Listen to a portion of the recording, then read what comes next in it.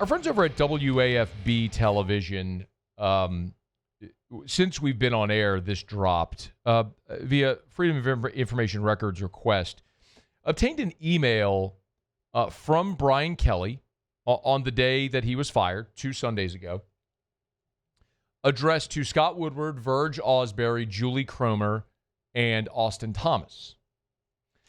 And they published the email. It's not very long. I'll read it to you, but there's one sort of there's two interesting things herein for me anyway. One of them is pretty obvious as it pertains to one of the biggest storylines that have dominated this conversation over the last 7 days. So Kelly wrote this email, and by the way, this is up at louisianasports.net if you want to go see it. Kelly writes, sending a quick note to confirm that following my termination during our meeting today, I will return all LSU materials in my possession as required by my contract. Let me know if it's better for me to clean out my office or if you would prefer to pack everything up and send it to me. I assume HR will be in touch regarding the other housekeeping matters out there. But let me know if you need anything else from me in the meantime. As we discussed in our meeting, I'm open to your desire to reach a settlement of what's owed to me under the contract, although, of course, it would have to make sense financially. Despite your decision to let me go today, I'm grateful to have had the opportunity to lead this program over the last 4 years and wish you all the best going forward. Best, Brian. So, 2 things. Number one, there was a report. I'll say, it was Bruce Feldman. Bruce Feldman reported that it was a very contentious meeting with Brian Kelly, where he had certain demands put upon him. He refused. They went back and forth. He was angry, and then he was fired. I was told and reported something very different. And the email recipients should tell you who were part of that conversation. Scott, Verge, Julie, Austin, and Brian. What I was told is that meeting where Scott Woodward fired Brian Kelly was very cordial. It lasted about 5 minutes. There was no contentious behavior there. There were no demands put on Brian Kelly to fire anybody or else. He was just told he didn't have support and that they were letting him go. He was going to be fired. He accepted it and left.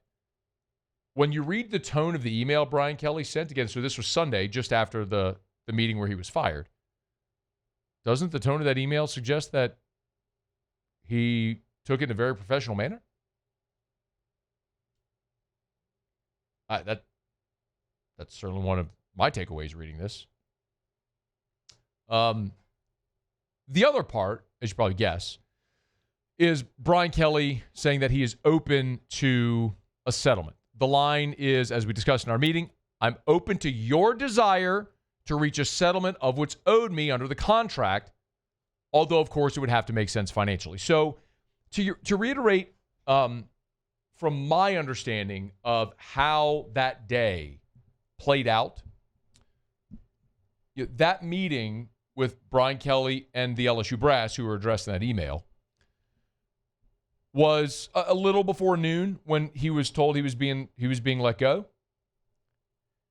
And then a short time later is when Brian Kelly's agent, Trace Armstrong, got involved to negotiate the buyout.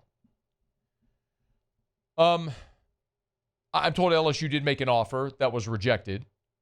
And there's been a lot of different reports about his buyout and who committed what or contributed, and there's been different language used. But I'll continue to say, to the best information that I have, is there is no settlement agreement, that there has not been a single booster. And look, and the governor, by the way, on AFR last week said that a single booster has not stepped up to pay the buyout or even the lion's share of the buyout. So this has not been settled yet. And I also don't necessarily think it's a great surprise. I guess the best way that I would say this is, look, sometimes those contracts are structured. Mark Stoops is a good example at Kentucky. So if Kentucky fires Mark Stoops, they'd owe him, I think the number is $40 million. It's in that range. But they have to pay him like within 60 days. So they've got to come up with the lump sum now. Brian Kelly's buyout isn't a lump sum payment. He would be paid out over the duration of the contract. So it would be that number. I mean, you could take a look. It was a 10-year, $95 million contract. So over 10 years, it averages out to about just a little under $800,000 a month. So basically his contract is that he would be paid 90% of the balance of the contract over the remainder of time. So it would just be monthly installments over the remainder of that deal over the next 6 years. So Brian Kelly could, in theory, just sit back for the next 6 years and get $800K a month from LSU. Or they could say, hey, look, you can do that, or we can give you X now, one big lump sum, or two big lump sums. This is actually one of the things I was told, is that they offered him two different lump sum payments at a lesser number, which I was told he rejected. And I don't blame him. It was a dramatically lower number than the $53 million he's owed. But think of it like you win the lottery.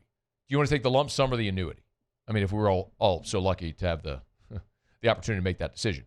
But like, do you want to take the lump sum, which is smaller, or the annuity, which is you get paid over the duration of your life, however many years that would be, for the full amount of the buy? Most everyone takes the lump sum. You want it all now. So that's kind of the decision that Brian Kelly would have to make. Whatever offer LSU made, could they reach an agreement on a lesser number and a lump sum that they pay him now, or does he get paid over 6 years? Ed Ogeron, for example, got paid over many years. I think Ed's final payment is next month. I think it's December of this year is the final payment of Ed's buyout. So he'll just go straight from Ed Ogeron's buyout into Brian Kelly's buyout, in theory, if it goes that way. But the other reason why Brian Kelly might be willing to settle is because if he does want to coach again, remember there's mitigation in his contract. So if he gets a new deal, his buyout is offset by the amount he gets paid. So let's say he goes and gets another coaching job and he makes $3 million a year. I'm just throwing out a number. I really don't know. Well, then his buyout number is reduced by that $3 million per year, or the total value of that contract.